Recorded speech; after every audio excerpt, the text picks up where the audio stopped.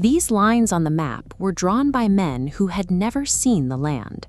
By 1963, erasing them threatened to ignite a chain reaction of territorial wars across the continent. Keeping them meant freezing fraudulent, violent borders into place for the next century. Welcome back. Today, we are looking at the exact day a continent chose to lock its own borders to ensure its survival. This map was a geographic trap. European powers had split ethnic groups between different states and forced historical rivals into the same national boundaries.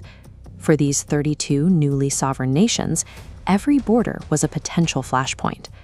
Solving this border paradox determined whether these states could withstand their first decade of independence or descend into immediate, localized fragmentation.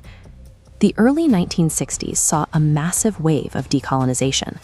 Sovereign states emerged practically overnight, often with little time to build the institutions required to defend their territory.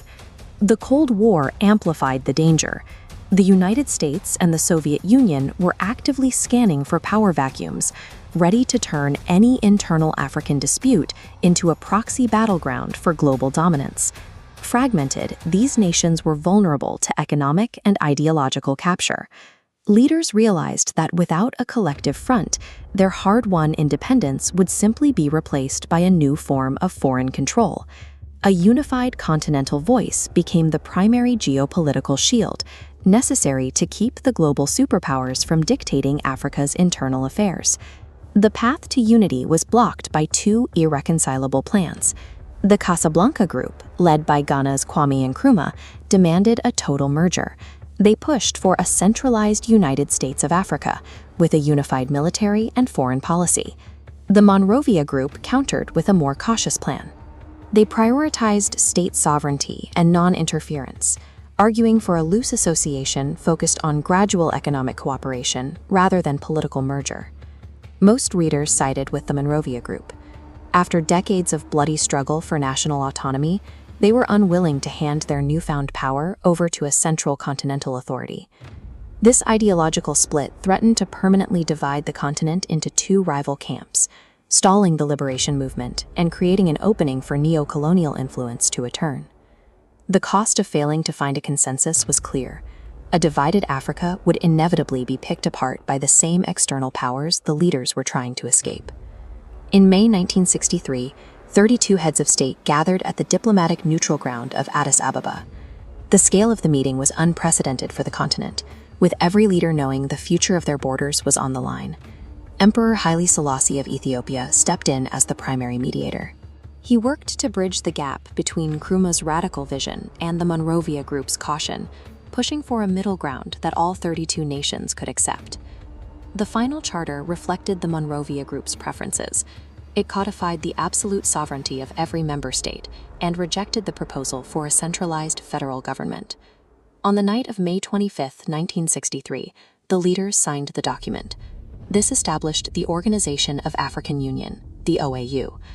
The OAU was a coordination body for independent national governments. It prioritized interstate stability, ensuring that each leader retained full control over their own domestic affairs. This chart tracks the number of sovereign votes in the UN General Assembly.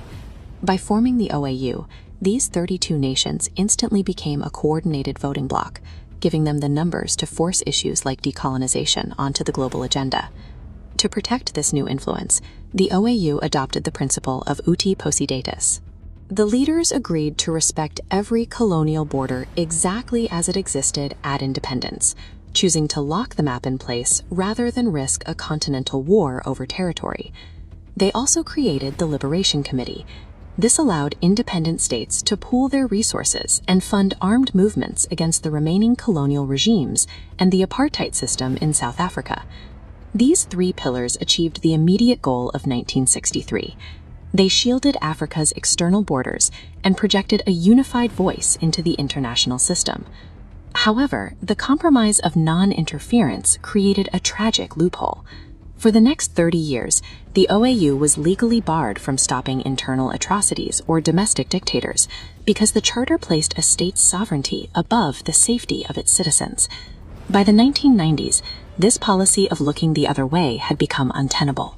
The organization's failure to stop civil wars and genocide in its member states led to its dissolution, and in 2002 it was replaced by the African Union. The modern AU shifted its core doctrine to non-indifference. This new framework grants the continent the legal right to intervene in any member state to stop war crimes or genocide, prioritizing human security over absolute sovereignty. The leaders who met on May 25, 1963, accepted flawed borders and rigid sovereignty because it was the only path to immediate survival. That midnight compromise ended centuries of foreign control over the continent's diplomacy. For the first time, African leaders held the pens. If you want to see more stories about the specific days that shaped our world, hit the subscribe button, and I'll see you next time.